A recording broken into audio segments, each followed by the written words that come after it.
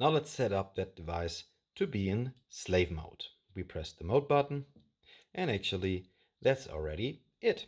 Now we connect a module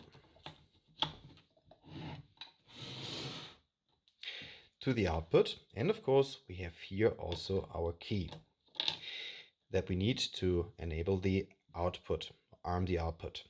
We have here shown that we are on slave number 1, we are currently standby, and the output is disabled. Then we have here the battery, the channel, and the temperature. That is okay.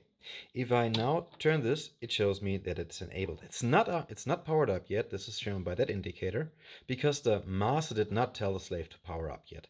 But if it's enabled, the master is capable of powering up the output.